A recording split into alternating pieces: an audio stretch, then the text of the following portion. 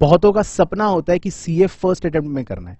आज भी मुझसे कोई पूछता है कि आपने सीए फर्स्ट अटेम्प्ट में कर लिया क्लियर, मैं बोलता हूं हाँ, तो एक अलग ही रिस्पेक्ट, अलग ही सामने वाले का नजरिया बन जाता है।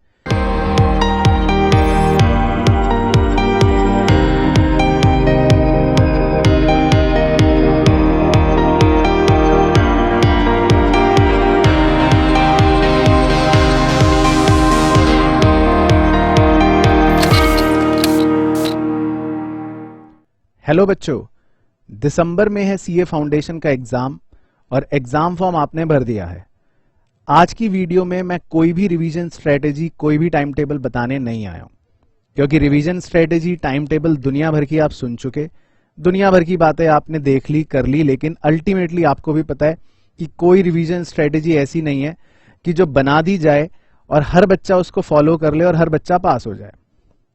इस वीडियो में मैं 3 ऐसी बस बातें आपके साथ करने आया हूं जो मुझे लगता है कि इस पॉइंट ऑफ टाइम पर आपके साथ करनी बहुत जरूरी है, जो किसी भी रिवीजन स्ट्रेटेजी या किसी भी टाइम टेबल से बहुत ज्यादा इंपॉर्टेंस रखती है।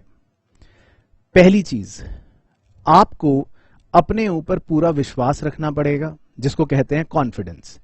क्योंकि अक्सर हम देखते हैं जब 40-45 डेज बचे हुए होते हैं एग्जाम में, तो बच्चे का खुद पे कॉन्फिडेंस धीरे धीरे कम होने लगता है। हमें भी लगता था जब हम पढ़ाई करते थे, हमारे एग्जाम आते थे, हमें भी लगता था यार कहीं मैं फेल ना हो जाऊं, पता नहीं मार्क्स आएंगे कि नहीं आएंगे, तैयारी शायद अभी उतनी अच्छी हुई नहीं है। ये फीलिंग बच्चों हमेशा आती है। ये फीलिंग आपको 12th में भी आई थी, उससे पहले भी आई थी, 10th में भी आई थी। हमेशा इंसान को एक एंजाइटी रहती ही है। ये एग्जामिनेशन का नेचर है, इसे समझो। 6 महीने इंतजार भी करोगे, सोचोगे मैं अगली बार एग्जाम दूंगा, ये फीलिंग फिर से आएगी। एग्जाम से 30 दिन पहले, 15 दिन पहले फीलिंग आएगी ही आएगी कि काश मुझे और टाइम मिल जाता तो मैं ऐसा कर देता, ये भी कर लेता, वो भी कर लेता। पर नहीं, आप ये कॉन्फिडेंस रखोगे कि एग्जाम मेरा 40 दिन बाद है और मैंने तैयारी कर ली है, अब मैं सिर्फ उस तैयारी पर ही फोकस करूंगा। कॉन्फिडेंस रखूंगा अपने ऊपर कि मैंने अपनी मेहनत करी है, तो जाहिर सी बात है मेरा रिजल्ट भी अच्छा ही आएगा। और बच्चों, विश्वास मानना अच्छा ही आएगा। दूसरी चीज जो शायद ही कोई बच्चा करता हो फॉलो, या शायद ही कोई इस बारे में आपको बताता भी हो, आपके एग्जाम की टाइमिंग होती है शाम के 2 बजे से लेकर 5 बजे तक, 2 to 5, जिसमें आपको पहुंचना भी है सेंटर, 15 मिनट पहले अपीयर भी होना है 1:45। तो लगा लो 1:30 से लेकर 5 o'clock तक आपको बैठे रहना है, टेबल चेयर पर पेपर देना है। क्या आपका माइंड और बॉडी कोऑर्डिनेटेड है? पता चले आप अभी तो पढ़ाई करे जा रहे हो, पढ़ाई करे जा रहे हो, दिन में 2 बजे आपका सोने का टाइम है, रात को लेट पढ़ते हैं साहब, सुबह उठते हैं फिर सो जाते हैं और 2 बजे खाना खा के हम सो ही जाते हैं। आपकी माइंड और बॉडी में पता चल रहा है कि कोऑर्डिनेशन कैसा चल रहा है कि 2 बजे हम खाना खा के सो रहे हैं और शाम को उठते हैं 5 बजे। जाओगे एग्जाम देने, 2 बजे पक्का नींद आएगी आपको। तो क्या करना है? 40 दिन बचे हैं अब एग्जाम से पहले। डेली हैबिट डाल लो, डेली, ये सही बता रहा हूं, बहुत काम आएगी चीज। डेली हैबिट डाल लो, 2 बजे से लेकर 5 बजे तक टेबल चेयर पर ही बैठ के पढ़ाई करनी है। और कोशिश करो तो राइटिंग प्रैक्टिस करो। आपका माइंड और बॉडी इतना कोऑर्डिनेट हो जाएगा, इतना कोऑर्डिनेटेड हो जाएगा 2 से 5 के बीच में, जहां बाकी बच्चे हो सकता है 2 से 5 एग्जाम देने में थोड़ा सा ढीले चल रहे हो, किसी की स्पीड ना आ रही हो, आपकी माइंड और बॉडी कोऑर्डिनेशन इतना सही चल रहा होगा जो आपको बहुत मदद देगा एग्जाम में। तीसरी चीज जो सबसे इंपॉर्टेंट है, मैं ये मानता हूं, वो है आपकी हेल्थ, जिसे शायद कई बच्चे इग्नोर कर देते हैं एग्जाम के प्रेशर के चक्कर में, या किसी भी और दूसरे अपने आप को समझते हैं ऑक्यूपाइड हैं इस चक्कर में। बच्चों, 15 मिनट जरूर निकालो डेली, पार्क में जाओ या थोड़ी सी वॉकिंग करो, सुबह उठो, ऑक्सीजन लो अच्छी सी, मोटिवेशनल गाने लगा लो, थोड़ा सा अपना मन लाइट हो जाएगा, अच्छा लगेगा। और एप्पल जरूर खाओ, नारियल पानी जरूर पियो।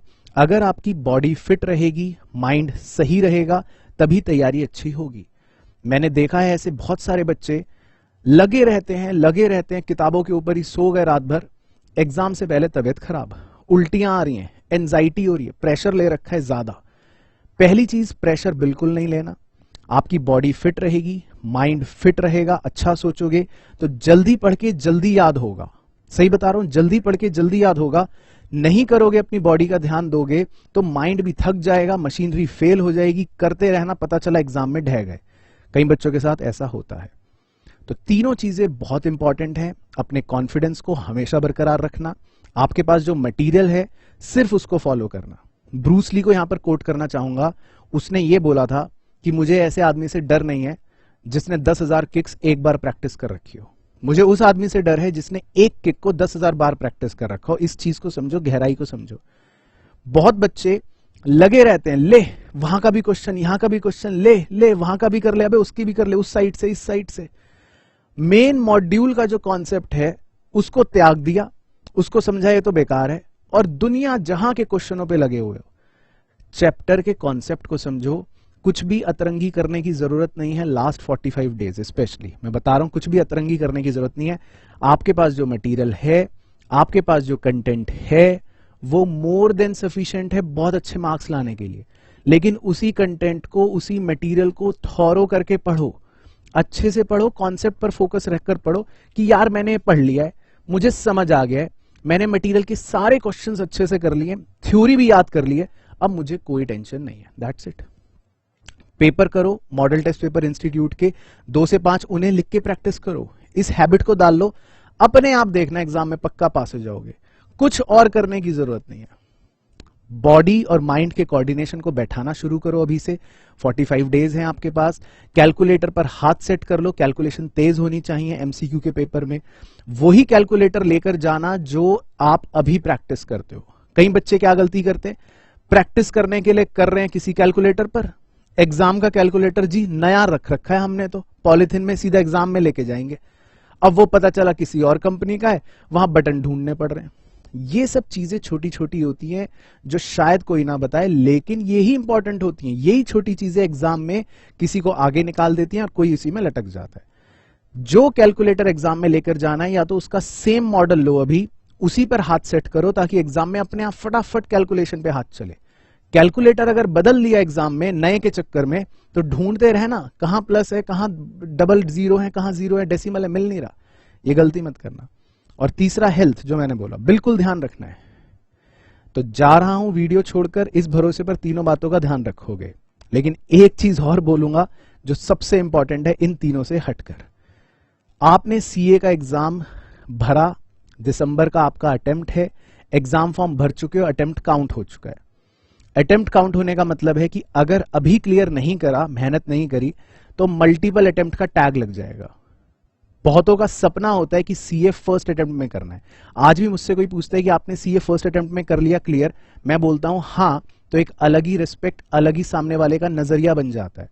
वो रिस्पेक्ट अगर आपको भी चाहिए तो मौका मिला है उसको छोड़ना नहीं है, ये ध्यान रखना। एक बार फर्स्ट अटेम्प्ट का टैग लग गया आपके सीवी पर, तो देखना कि कैसे आपकी फ्लाइट बढ़ती चली जाएगी। और यही एक बार मौका छूटा, 6 महीने की देरी तो छोड़ो, लेकिन जिंदगी भर के लिए सीवी पे लग जाएगा मल्टीपल अटेम्प्ट का टैग, तो अपने आप को ही कोसोगे कि काश मैं ढंग से कर लेता, उस समय अपने आप को बैलेंस करके चल लेता, ज्यादा मैं अपने आप को नेगेटिव ना रखता और थोड़ी सी मेहनत शायद कर ली होती, तो आज मैं भी फर्स्ट अटेम्प्ट में सीए होता। तो इन बातों का ध्यान रखो। आपने सीए कोर्स क्यों चुना उनका ध्यान रखो, माता पिता का आशीर्वाद लेके चलो, उनके प्राउड मोमेंट के उस विजन को अभी से देखो जब उन्हें खुशी मिलेगी आपके रिजल्ट आने पर। तो इन बातों का बच्चों विशेष ध्यान रखना है। मेरी तरफ से आपको बेस्ट विशेस।